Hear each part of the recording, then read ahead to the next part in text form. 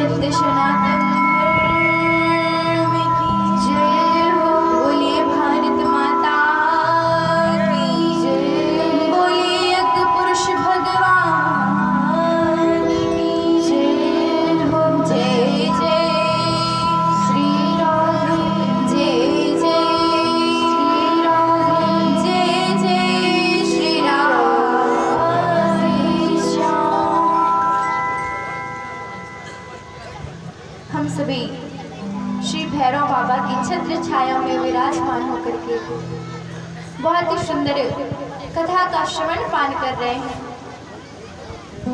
जिसमें केवल अब 2 ही दिन शेष रह गए, आज और कल।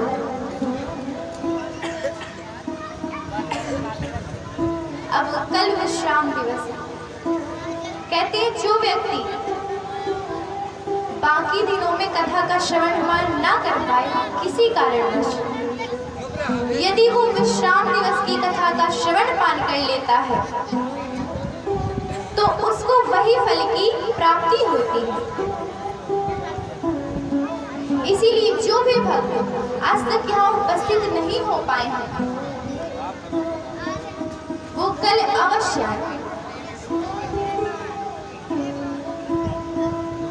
हम सभी ने श्री विपिन भैया जी के श्रीमुख से बड़ी ही सुंदर कथा का श्रवण पान किया कि किस प्रकार से जब कंस अनेकों राक्षसों को भेजने लगा तो एक गोप के कहने पर सभी लोग वृंदावन आते हैं, और जब प्रभु वृंदावन आते हैं वहां पर भी अनेकों राक्षसों का संहार करते हैं। बकासुर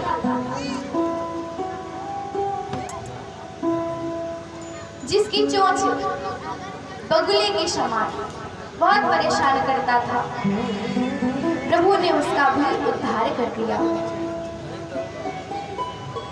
अघासुर,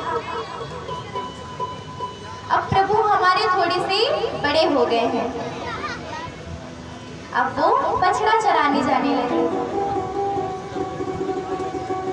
तो एक दिन की बात है कि प्रभु अपने सभी मित्रों को कहते हैं कि कल के दिवस आप सभी कलेवा लेकर के आइएगा। कलेवा जानते हैं आप लोग? कौन कौन जानता है? अच्छा, किसने किसने खाया कलेवा? शादी वाला नहीं, शादी वाला कलेवा नहीं भाई।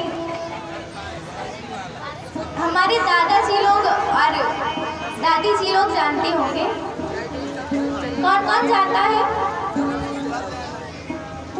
और खाया किसने किसने है?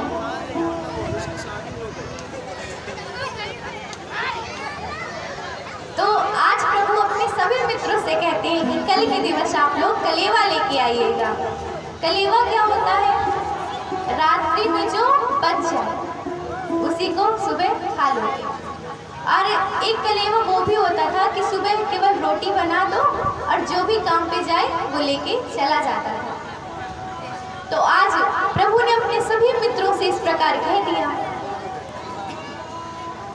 दूसरा दिन आता है, सभी मित्र अपने अपने बछड़े लेकर के जाते हैं और जिसके घर में जो भी था सभी लोग थोड़ा थोड़ा अपने घर से सामान लेते हैं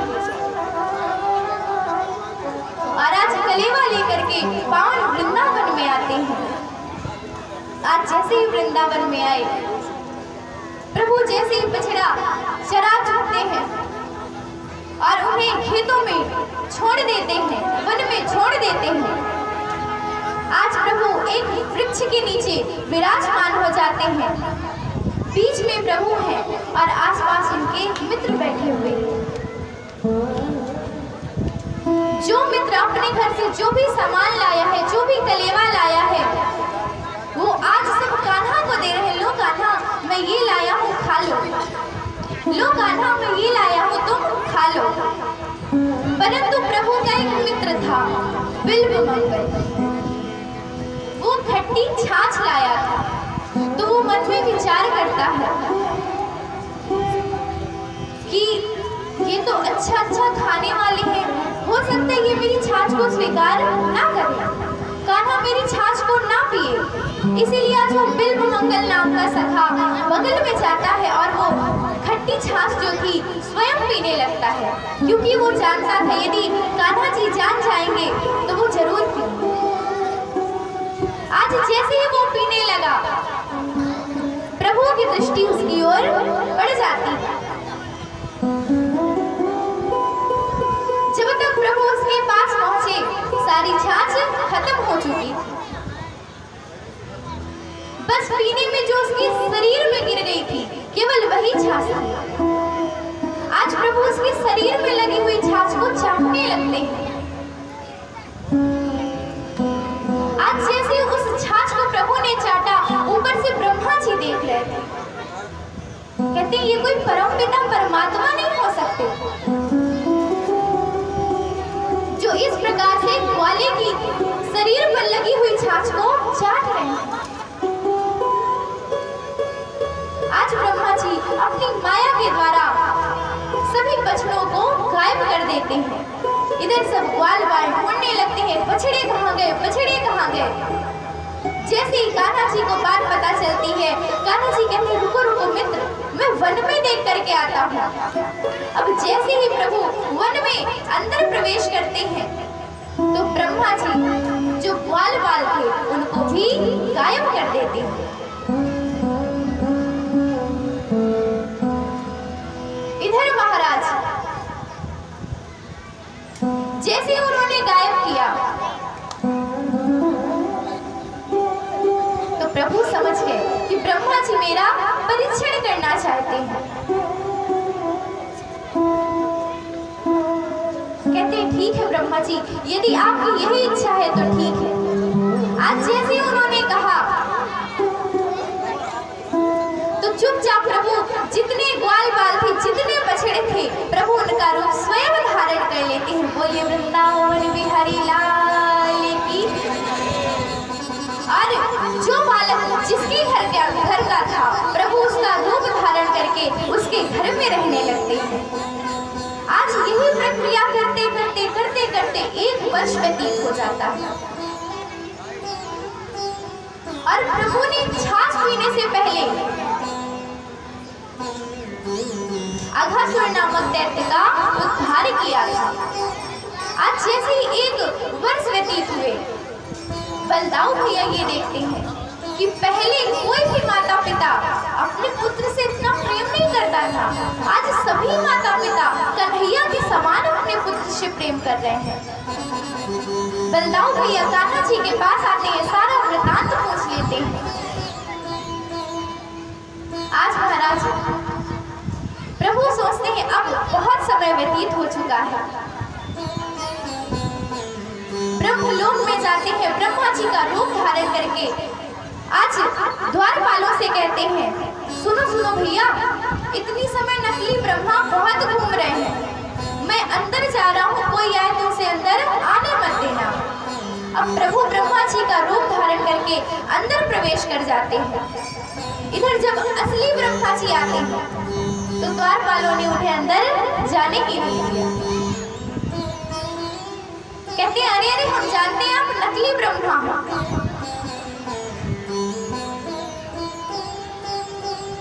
आज महाराज प्रभु जाते हैं और सभी ग्वाल बालों को ले आते हैं। अब जैसे ही ब्रह्मा जी ने सुंदर सी लीला को देखा, समझ गए कि ये कोई और नहीं, साक्षात परमपिता परमात्मा है। क्योंकि 1 वर्ष तक उसी रूप में रहना और फिर ब्रह्मलोक में आकर के ग्वाल बालों को ले जाना, ये और किसी के बस की बात नहीं है।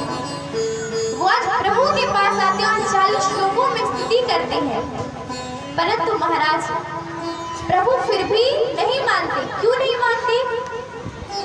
क्योंकि ब्रह्मा जी ने उनके मित्रों के साथ गलत किया, उनके ग्वाल बालों सखाओं के साथ गलत किया।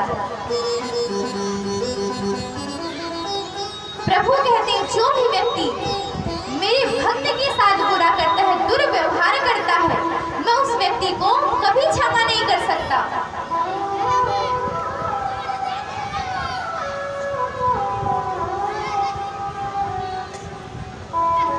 प्रभु सुंदर सुंदर लीलाएं करते रहते हैं, धेनु का सुर का उद्धार करते हैं। एक दिन दोपहर का समय था, गायों को बहुत जोर की प्यास लगी और पास में जमुना मैया थी। गायों ने जमुना मैया के जल को पान कर लिया और जैसे ही जल को पान करती हैं, सभी गायों की मृत्यु हो जाती है। क्यों मृत्यु हो जाती है? क्योंकि वो जल विषैला था, उसमें कालिया नाग जैसे ही प्रभु को पता चला, प्रभु अपना करुणामयी जो हाथ है स्पर्श करवाते हैं और सभी जो गायें थी उसी प्रकार उसी अवस्थाओं में आ जाती हैं। प्रभु कालिया नाग का मान मर्दन करते हैं और समस्त वृंदावन वासियों का कल्याण करते हैं। प्रलंबासुर नामक दैत्य का उद्धार करते हैं। प्रभु वन में सुंदर सुंदर लीलाएं कर रहे हैं। इधर महाराज प्रभु धीरे धीरे धीरे धीरे बड़े होने लगते हैं और मैया को अपनी शरारत के द्वारा बहुत परेशान करते हैं और सुंदर सुंदर लीलाएं करते रहते हैं।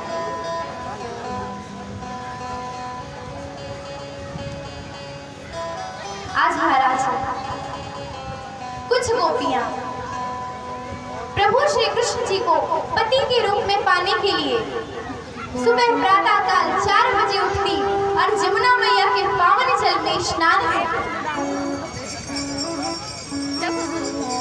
प्रभु को जैसे ये बात पता लगी, आज जैसे ही गोपियों ने स्नान करने के लिए जल में प्रवेश किया तो प्रभु तुरंत वहां पहुंच जाते हैं और गोपियों के वस्त्र को लेकर के कदम के वृक्ष में चढ़ जाते हैं। आज जैसे ही वृक्ष में चढ़े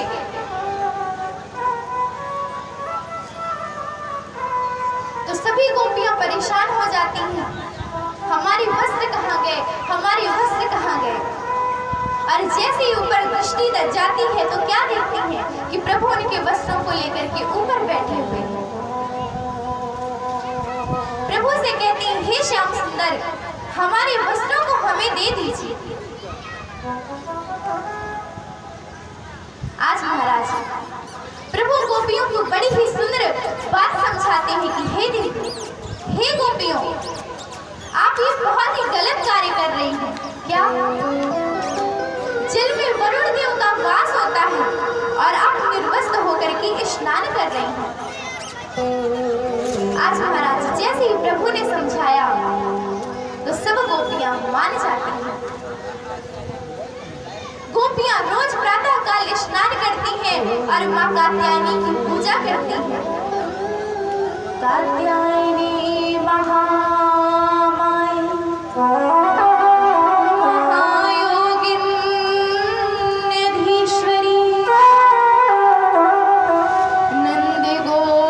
शतम देवी पतिं मे कुरुते नमः।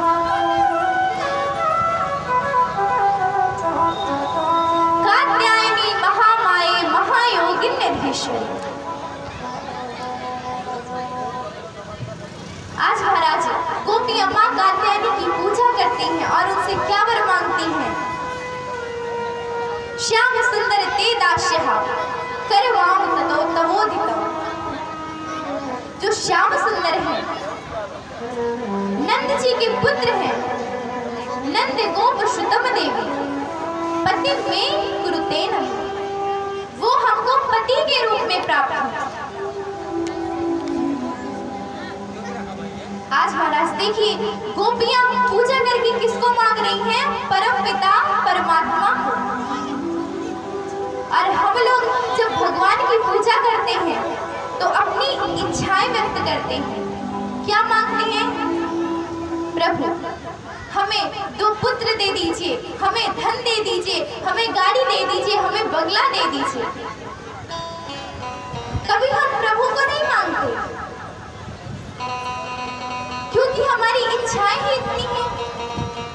कभी ये नहीं कहते कि हे प्रभु आप हमें अपने सेवक के रूप में स्वीकार कीजिए, हमें आपकी भक्ति प्राप्त हो, हमें आपके दर्शन प्राप्त हो। कभी नहीं कहते हैं। एक राजा थे, उन्होंने अपने पूरे राज्य में घोषणा करवा दी कि कल के दिन मैं अपने राजमहल के सारे दरवाजे खोलूंगा और जिसको जो भी वस्तु चाहिए वो व्यक्ति उस वस्तु में हाथ रख देगा और वो वस्तु उसकी हो जाएगी। सभी व्यक्तियों ने बात सुनी। प्रातः काल होती है। जैसे ही प्रातः काल हुआ, राजा ने जो बात कही थी उसने अपने राजमहल के सारे दरवाजे खोल दिए। जिसको जो भी वस्तु चाहिए थी, किसी को घोड़ा, किसी को हाथी, किसी को बर्तन, किसी को कपड़े, किसी को कोई वस्तु, सभी को जो जो वस्तु चाहिए थी सभी ने जा करके उसमें हाथ रखा ताकि ये वह वस्तु कोई दूसरा व्यक्ति ना ले पाए। राजा सिंहासन पे बैठ करके सभी की दशा को देख रहा था कि किस प्रकार से सब भाग भाग करके उन वस्तुओं पर हाथ रख रहे हैं। तभी महाराज बीच से एक छोटी सी कन्या आती है। राजा सोचता कोई खिलौना चाहिए होगा इसे।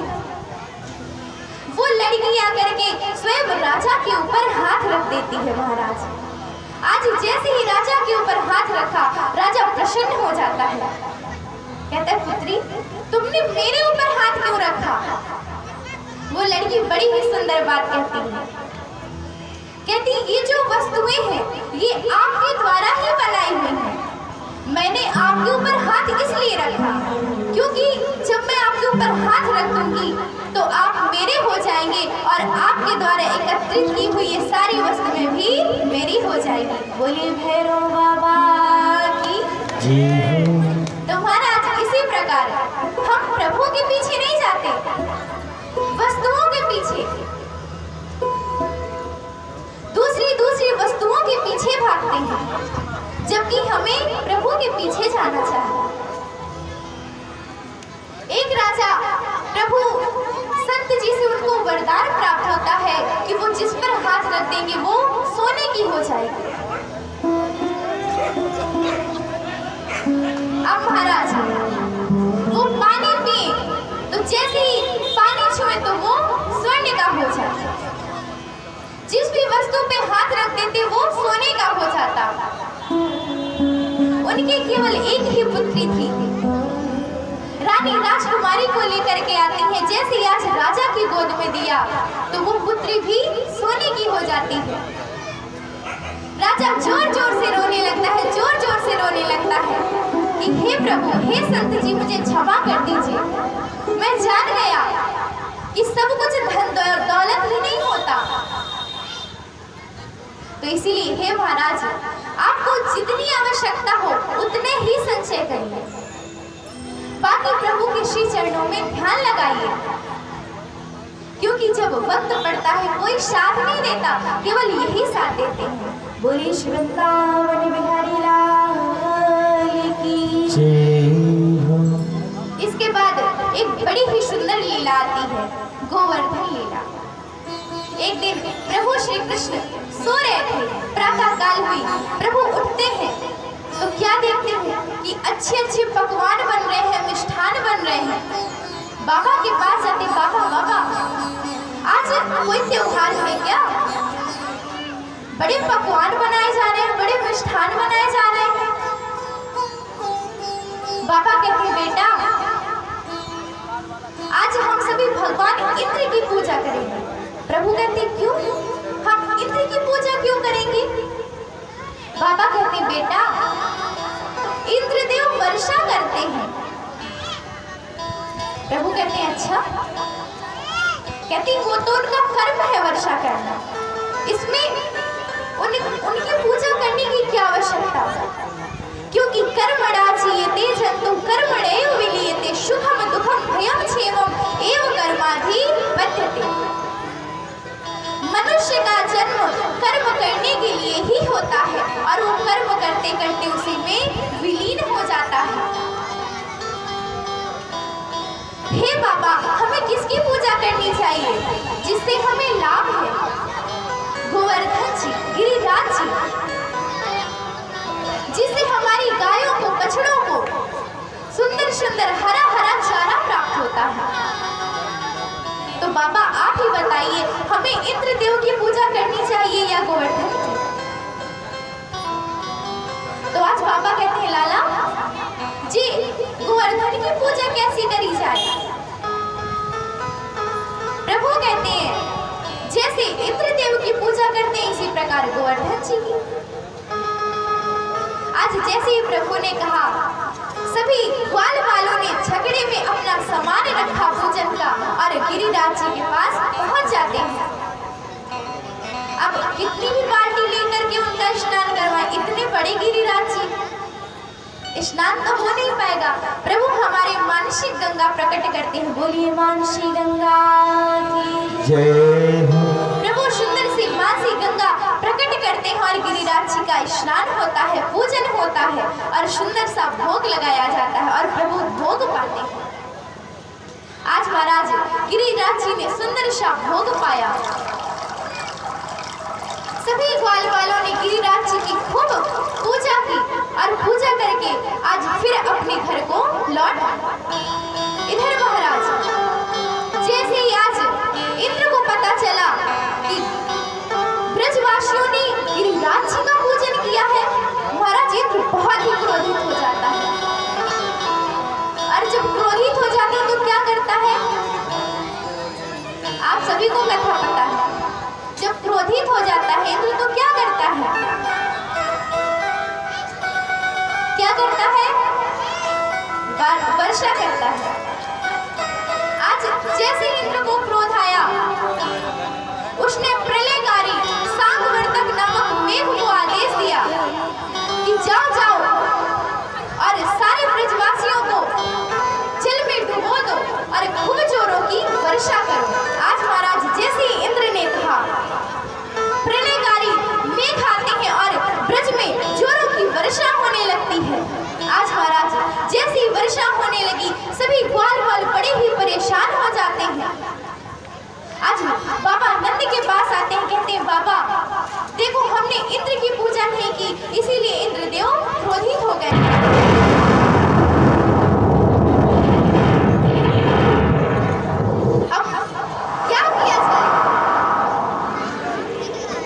इंद्रदेव बड़े क्रोध में आ गए हैं और गोकुल में ब्रज में बहुत ही जोरों की वर्षा हो रही है।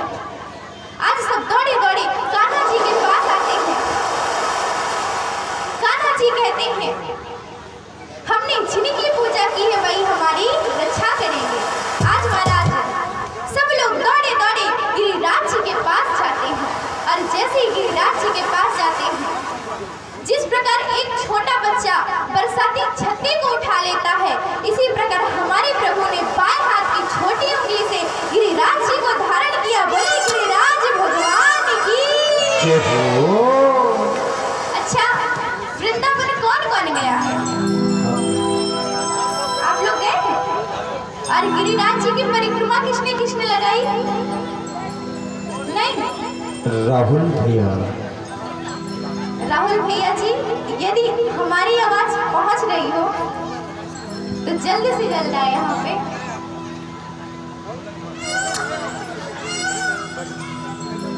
आज महाराज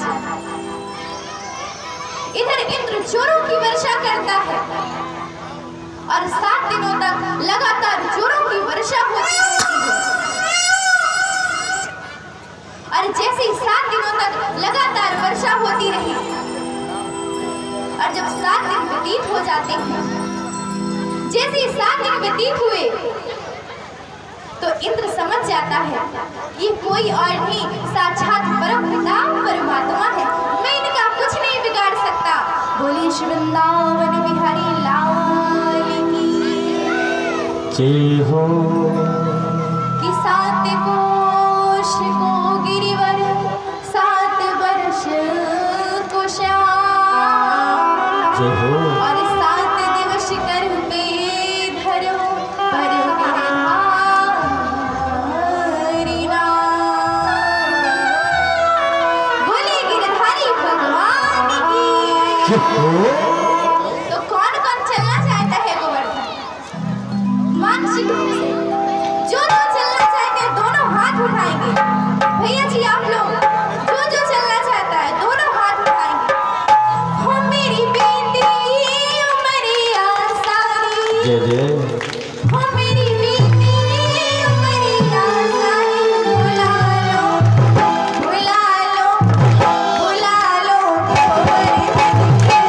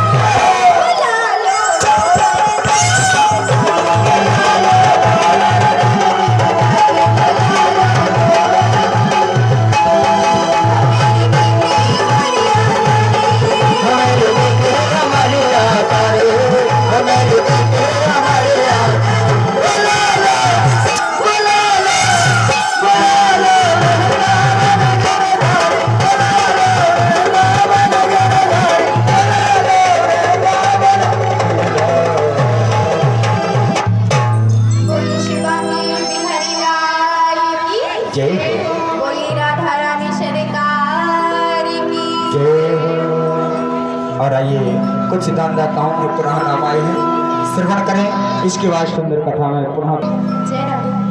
बोले भैरव बाबा की जय।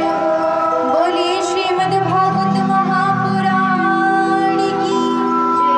बोले अगपुरुष भगवान की जय। आज प्रभु बड़ी ही सुंदर सी लीला करते हैं। देखिए भैया, आप लोग को जहाँ भी जगह मिल रही है आप लोग विराजमान हो जाइए, ज़्यादा अच्छा रहेगा, क्योंकि कथा सुनने का आनंद बैठ के ही आता है। खड़े मत रहिए, जहाँ भी जगह मिल रही हो आप लोगों को, आप लोग विराजमान हो जाए। सभी भक्तों से निवेदन, ये जो खड़े हमारे नौजवान साथी गण, हाँ ये सारे लोग बैठ जाएं, सुंदर बैठने की। देखो हमारे टेंट वाले भैया के लिए जोरदार ताली बजाएं। कितनी सुंदर उन्होंने यहाँ पर व्यवस्था की है कि एक सुंदर नया टेंट अभी आया है और नया टेंट ये पहली बार यहाँ पर लगा हुआ है। तो सभी लोग अपने स्थान पर बैठे, सुंदर बैठने की व्यवस्था है, ऊपर छाया की व्यवस्था है और भगवान से यही प्रार्थना कर रहे हैं कि भगवान इनका टेंट इसी प्रकार से दौड़ता रहे, निरंतर भगवान की सेवा में लगा रहे। तो सभी लोग बैठ जाएं। ये जो बगल में भैया लोग बैठे हैं सभी लोग सामने सन्मुख बैठ करके कथा श्रवण करें। भगवान के पीछे, भगवान से दूर वो भागता है जो परीत होता है और भगवान के नजदीक वो आता है जो मानव होता है। हम आप मानव हैं, देव दानव नहीं है। तो भगवान के सामने बैठ करके कथा श्रवण करें। श्री राधे श्याम। बोले शिवा के बिहारी लाल की, बोले यज्ञ पुरुष भगवान की, बोले श्री शुद्धदेव मुनि महाराज की जय जय श्री राम। दोनों हाथ नहीं उठ रहे आप लोग भाई, जिसके जिसके हो वो उठाइएगा। जय जय श्री राम, जय जय श्री राम, जय जय श्री राम की श्याम। आज जब 7 दिवस व्यतीत हो गए तो सभी ग्वाल बाल अपने घर आते हैं, ब्रज में आते हैं। तो बाबा आनंद से सभी ग्वाल बाल गोप जो थे वो प्रश्न करते हैं, बाबा एक बात बताइए, कान्हा में इतना बल कहाँ से आ गया कि उसने गिरिराज जी को उठा लिया? बाबा कहते मुझे तो नहीं पता, आप स्वयं कान्हा से ही पूछ लो। आज जैसे ही कान्हा जी से पूछा गया तो कान्हा जी कहते हैं, कछु माखन को बल बढ़ो, कछु गोपिन करे सहाय, श्री राधा जी की कृपा से मैंने गोवर्धन लियो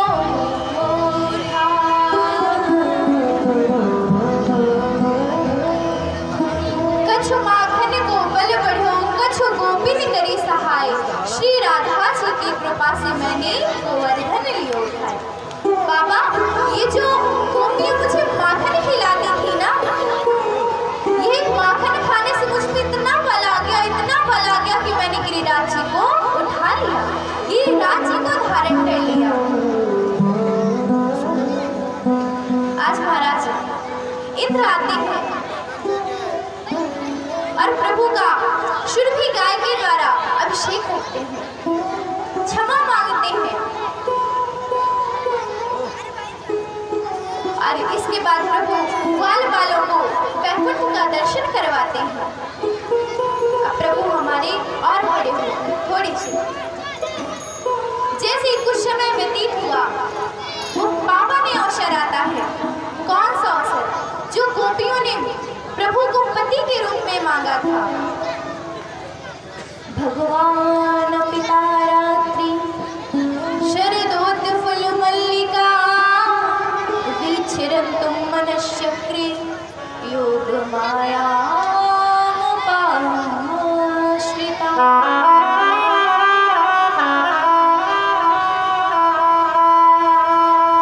आज पावन शरद पूर्णिमा की रात्रि आती है, प्रभु मधुवन जाते हैं और वहां पर सुंदर सी अपनी बांसुरी को बजाने लगते हैं और जो उनकी बांसुरी है उसकी बड़ी ही सुंदर ध्वनि है, बड़ी ही मधुर ध्वनि है।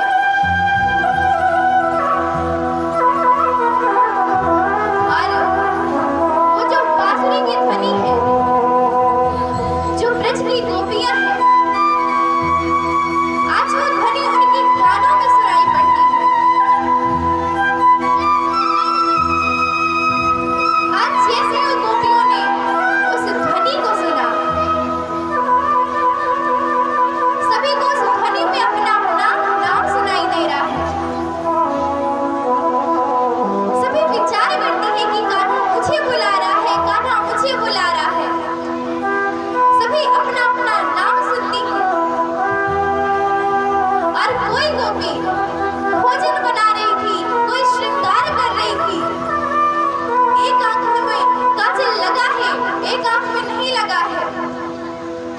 में पति को भोजन दे रही थी, कोई गाय धो रही थी। जो गोपी जो भी कार्य कर रही थी, सब कार्य को छोड़ करके आज पावन मधुवन की ओर दौड़ती है। आज महाराज जैसे ही गोपियां मधुवन में पहुंचती हैं, जैसे ही गोपियां पहुंची, प्रभु ने उनको देखा तो आज प्रभु उनसे प्रश्न करते हैं, स्वागतम महाभागः प्रियं किं करवाणि वा व्रजश्यामलामयं कच्चित्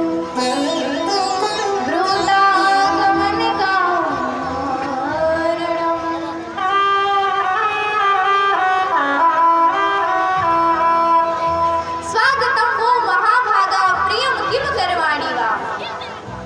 आइए आइए देवियों, आइए आइए गोपियों, आपका स्वागत है। अच्छा बताइए, आप इतनी रात्रि में यहाँ क्या कर रहे हैं? आज जैसे ही प्रभु ने इतनी बात कहा तो गोपियां कहती, अरे अरे कैसी बात कर रहे हो, तुम्ही ने तो बुलाया है हमें, तुम्ही ने हमें बुलाया और तुम इस प्रकार की बातें कह रहे हो।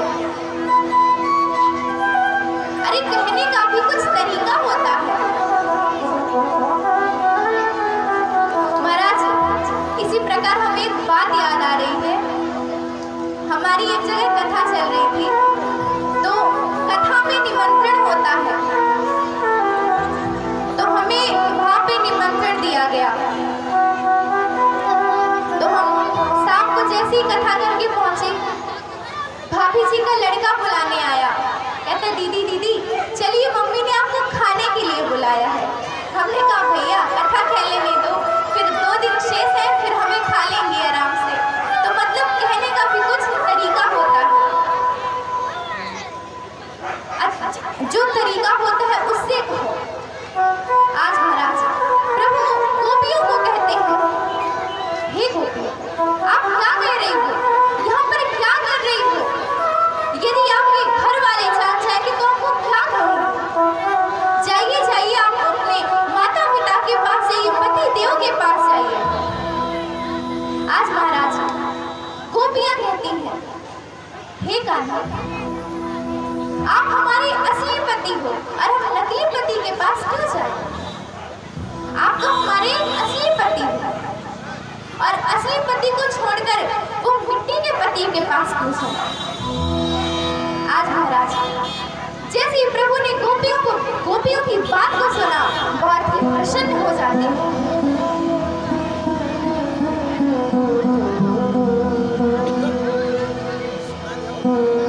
इसके बाद प्रभु सुंदर सी बांसुरी बजाना प्रारंभ करते हैं और सुंदर सी महाराज की लीला प्रारंभ होती है। आज प्रभु गोपियों के साथ नृत्य करने लगे और जैसे ही नृत्य करना प्रारंभ करते हैं, गोपियों को अभिमान आ जाता है। और जैसे ही आज महाराज अभिमान आया, प्रभु देखते हैं कि गोपियां अभिमान कर रही हैं, प्रभु वहां से अंतर ध्यान हो जाता है। इधर गोपियां पागलों की तरह प्रभु को ढूंढने लगती हैं, पूरे वन वन भटक भटक कर आज प्रभु को ढूंढ रही हैं। इतनी पागल हो जाती हैं, एक गोपी तो अपना दुपट्टा ऊपर उठाती है, कहती देखो देखो मैंने गिरिराज जी को उठाया है। एक गोपी पत्थर के ऊपर चढ़ जाती है, उस पर नृत्य करने लगती है, कहती है देखो देखो मैं कालिया नाग का मान मर्दन कर रही हूँ। आज महाराज गोपियां बहुत ही व्याकुल है, ढूंढ रही है प्रभु को, परंतु प्रभु नहीं मिल रहे हैं।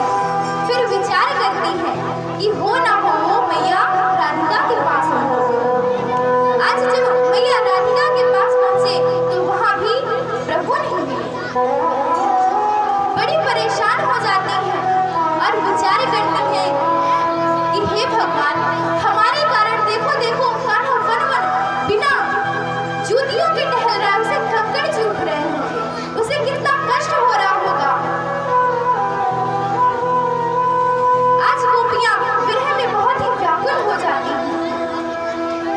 व्याकुल होकर के सुंदर सा गीत गाना प्रारंभ करती हैं,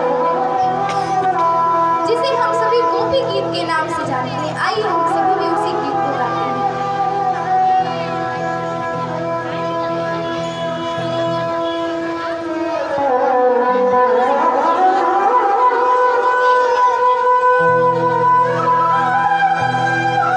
आज गोपियां व्याकुल हो जाती हैं और सुंदर सा गीत गाती हैं। जयति तेधिकं जन्मना व्रजा श्रयते इंदिरा शाश्वता। जयतीधिको जन्मना प्रजा श्रेयते इंदिरा शाश्वतत्रयी।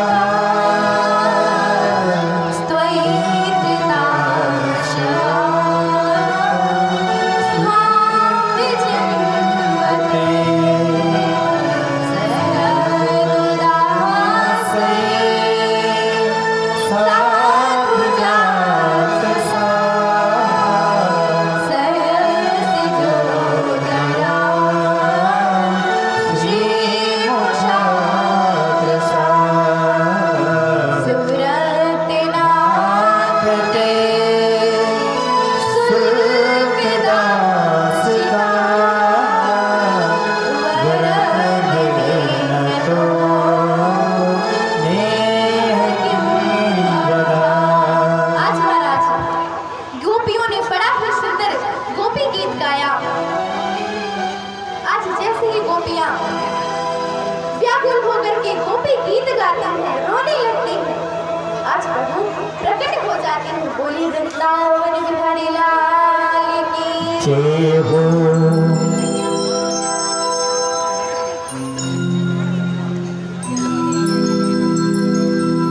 बोली राधा रानी सरकार की जय हो। बोली भैरव बाबा की जय हो। आज महाराज जैसे ही गोपियों के इस भाव को सुनते हैं प्रभु आज गोपियों के मध्य में प्रकट हो जाते हैं और जैसे ही प्रभु आते हैं गोपियां प्रभु के हाथ को पकड़ लेती हैं।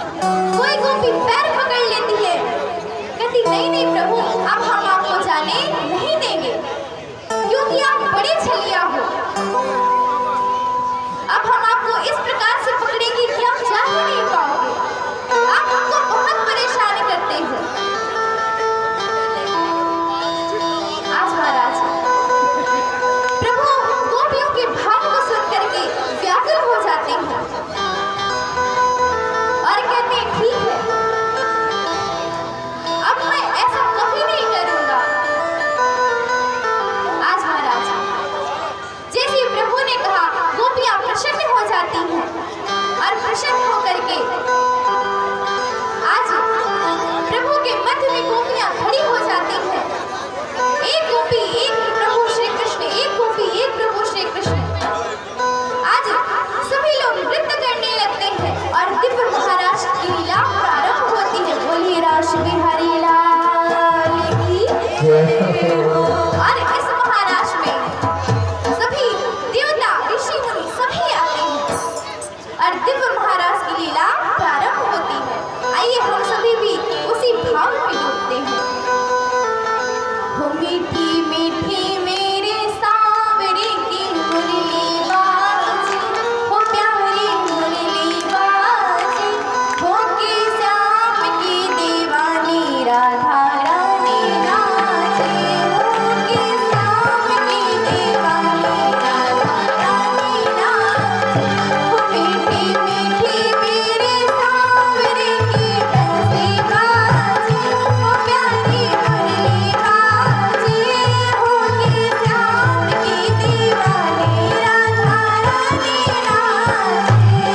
मीठी मीठी मेरे सांवरे की मुरली बाजे, के बंसी बाजे होकर सब की दीवानी राधा रानी नाचे के श्याम की दीवानी राधा रानी नाचे।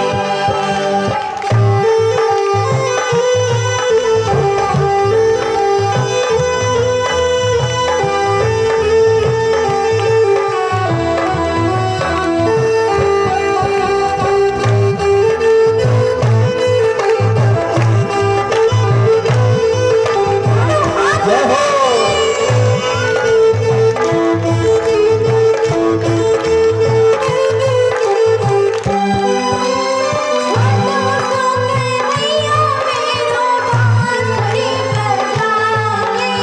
छोटो सो कन्हैया मेरो बांसुरी बजावे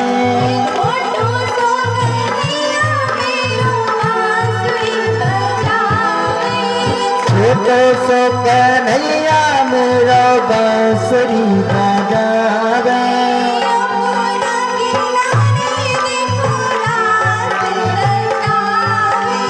यमुना किनारे देखो रास नचावे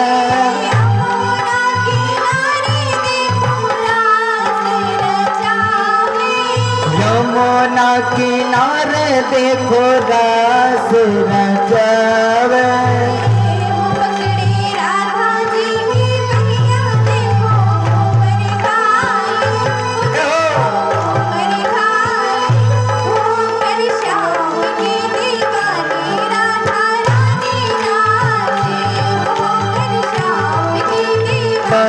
राधा रानी नाचे